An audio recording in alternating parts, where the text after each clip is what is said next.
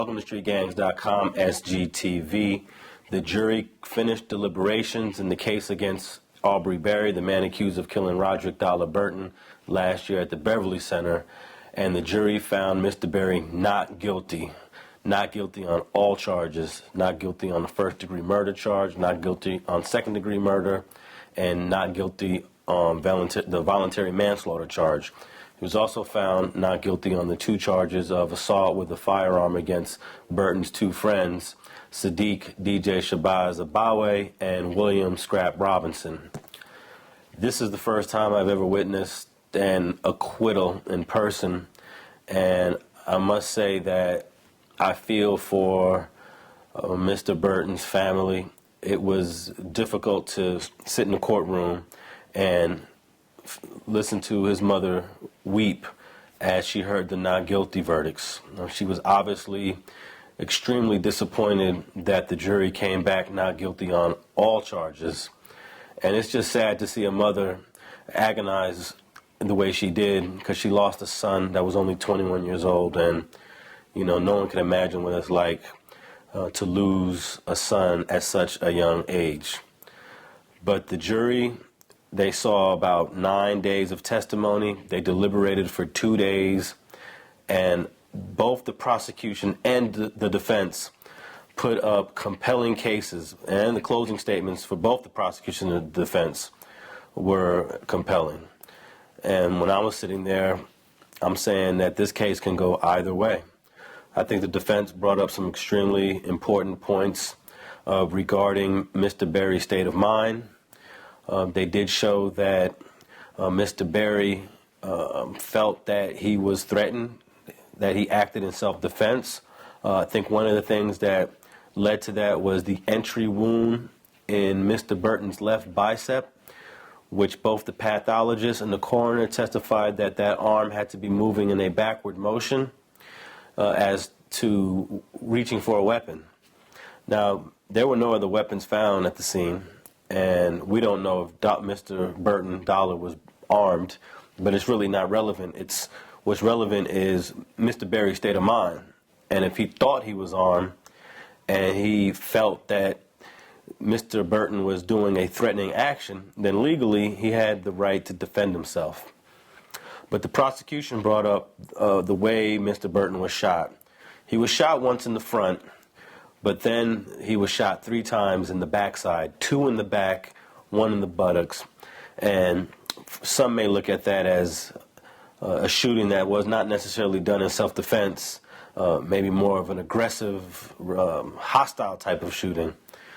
But the thing about the shooting in the back is the prosecution was arguing that the back shots came after Mr. Burton started to flee. The defense argued that no, all of those shots, the front bicep shot and the 3 backside shots, all happened within seconds in the same spot. And we really don't know. No one, to this day, no one will ever know where those shots entered, where Mr. Burton's body was at when those shots entered. But I'm leaning towards that they all happened in front of the valet area when Mr. Burton was standing right in front of Mr. Berry, because the trajectory of the bullets that went in both the front and the backside of Mr. Burton have just slight angles. And if Mr. Burton was fleeing from the scene while Berry was shooting at him, those entry points would be more towards the side of Mr. Burton, and they weren't. There were no entry points at the side. They were either completely in the front or completely in the back. So the jury must have been moved by the pathologist and the coroner's testimony.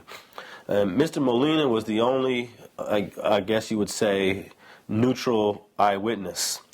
And he provided some, I think, damaging testimony to the defense that Mr. Berry shot at Mr. Burton, then shot in the direction of where Mr. Burton's friends were, and then shot back at Mr. Burton again.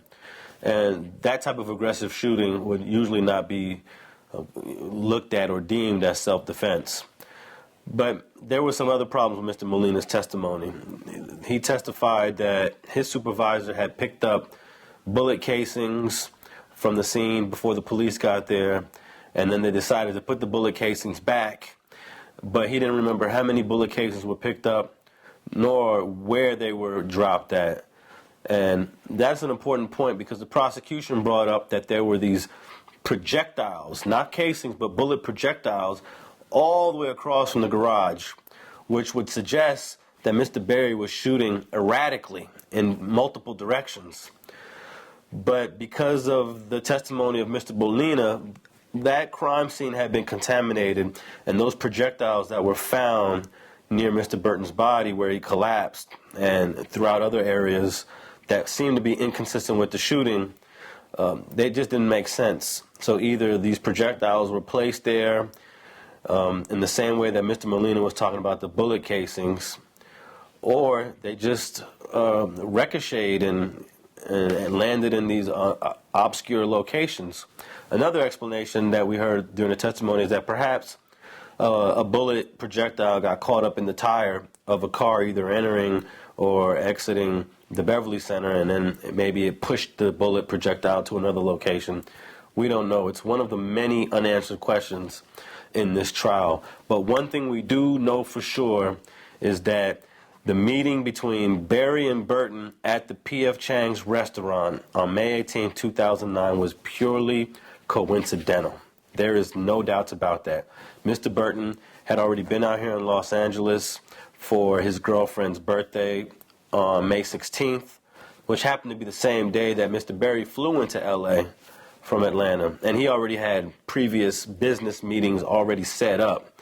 So there's no truth to anything about Mr. Berry stalking Roderick Dolla Burton to Los Angeles, or the other one that I heard was that Mr. Berry and Mr. Burton were on the same plane when he flew to Los Angeles.